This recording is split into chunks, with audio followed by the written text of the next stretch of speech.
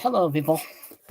This is going to be probably a two-parter introduction to the Book of Ruth that I'm going to start doing now. I'm going to try to keep this under the first part under 10 minutes, maybe 15. But this is the introduction. I'm going to read from the Bible. Well, I'm going to read the Jewish Voice Bible, their Ruth introduction, which I.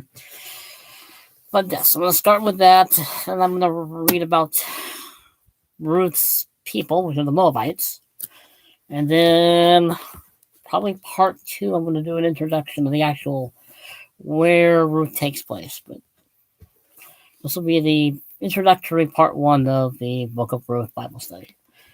Ruth is a poetic story dealing with issues of love, loss, and legacy.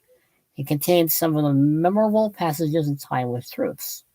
Love between a husband and wife, a daughter-in-law and a mother-in-law, and perhaps above all, the love of God for the Jewish people and those who would be grafted into the Commonwealth of Israel.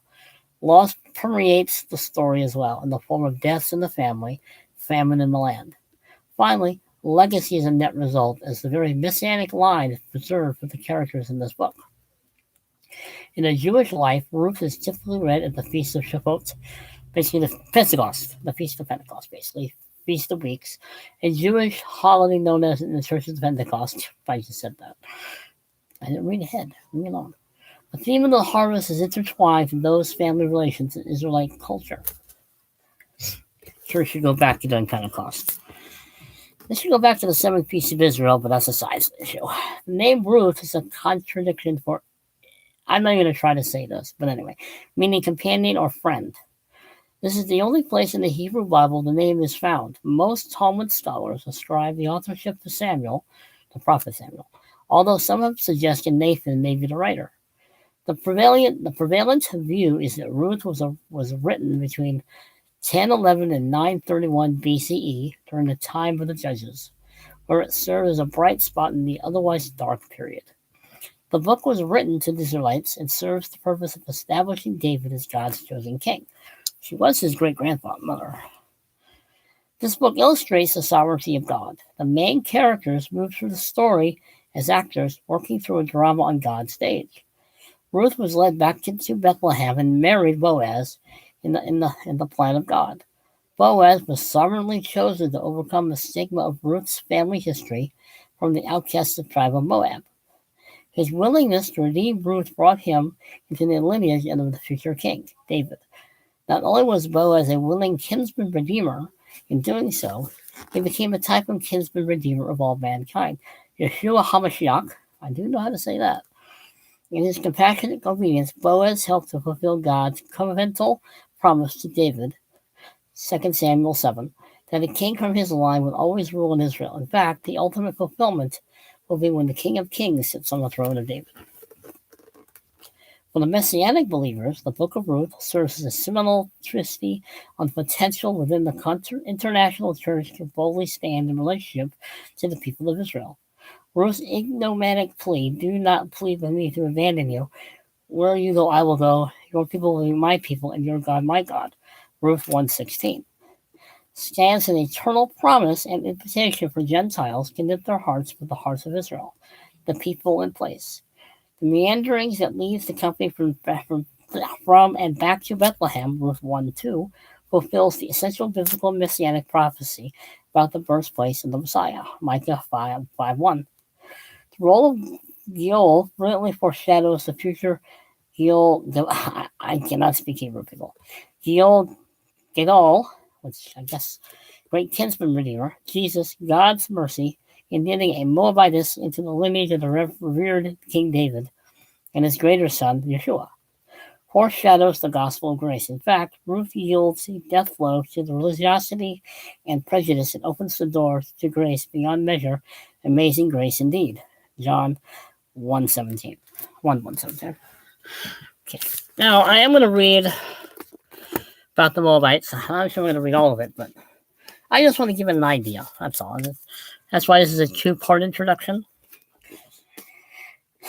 Moab, the neighboring nation whose history was closely linked to the fortunes of the Hebrew people. Moab was situated along the eastern border of the southern half of the Dead Sea, on the plateau between the Dead Sea and the Arabian Desert. If I had my map, I'd show you. Actually, it would be about this area. This area. Dead Sea and Arabian Desert. It was about 3.5 miles long and 22.5 miles wide. Although it was primarily a high plateau, Moab also had a mountainous area and deep gorges. It was fertile area for crops and herds. Moab, founder of the Moabites, was the son of Lot by incest. Genesis 19:30-38. Although the Moabites were mixed ethnic stock, the influence of Moab's descendants among them was great enough to give the country its ancient name.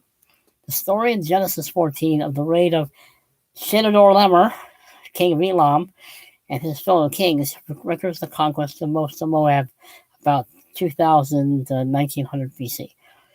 Sihon's Amorite kingdoms annexed much of Moab shortly before the Israelites' conquest of Canaan, Numbers 21:17-29.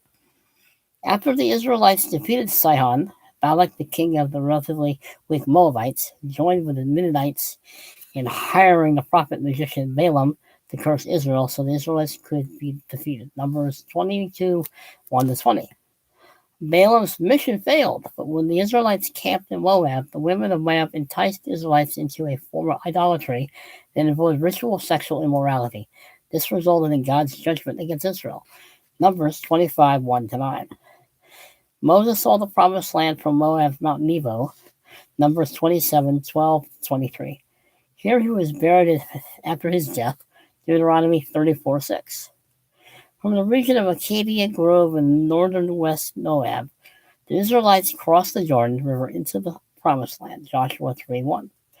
The tribes of Reuben and Gad actually settled northern Moab. Numbers 32:1-37.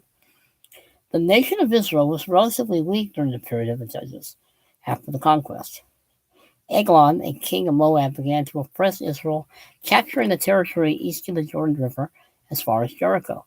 Ehud, the judge, delivered Israel from Eglon, Judges 3:12-30. The events in the book of Ruth occurred during the same general period. Ruth, a Moabite woman, became an ancestor of King David, his great-grandmother, and therefore Jesus himself. Ruth 2:6, 4:13-22, Matthew 1:5-16. Matthew 1:5-16. Thank you. The Moabites also threatened Israel in the days of Israel's first king Saul, who apparently was successful against them. 1 Samuel 14:47. Although David had some early friendships among the Moabites, 1 Samuel 22:3-4, he eventually conquered Moab. 2 Samuel 8:2. The Moabites remained subject to Israel until after Solomon's death.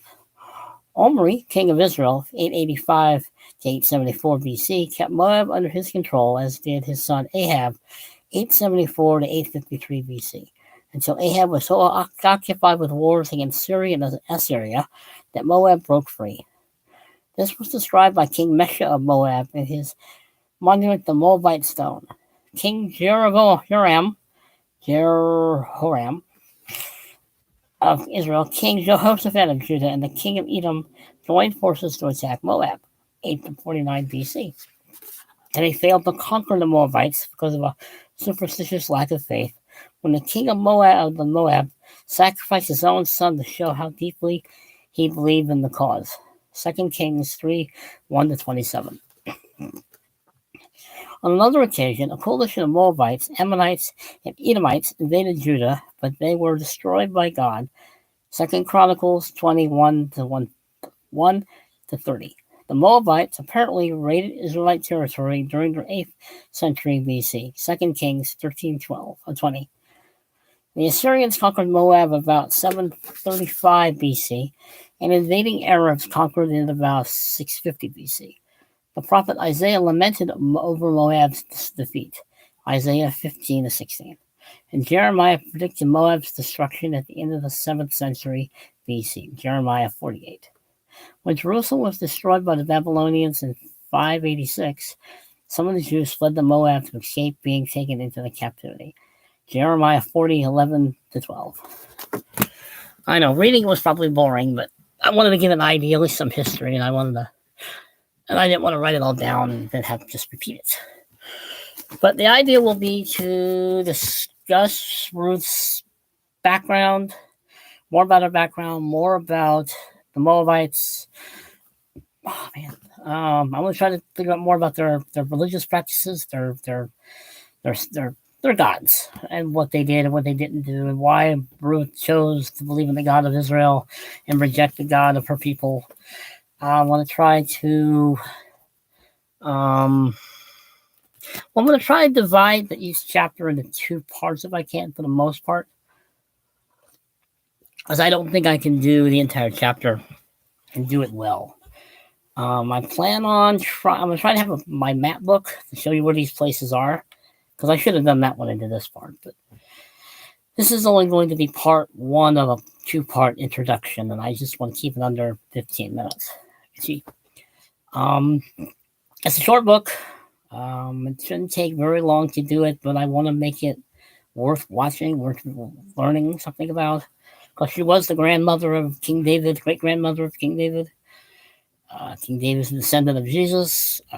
She is a Gentile in his bloodline, or his descendant line.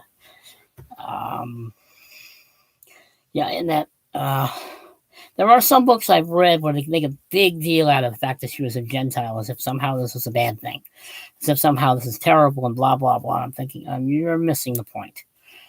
So, I can name one author, but I'm not going to bother. I already did it in the last video I did. The idea in the next video will be to give a little bit more idea of Moabite culture, Ruth herself, some background information, maybe if I can find some.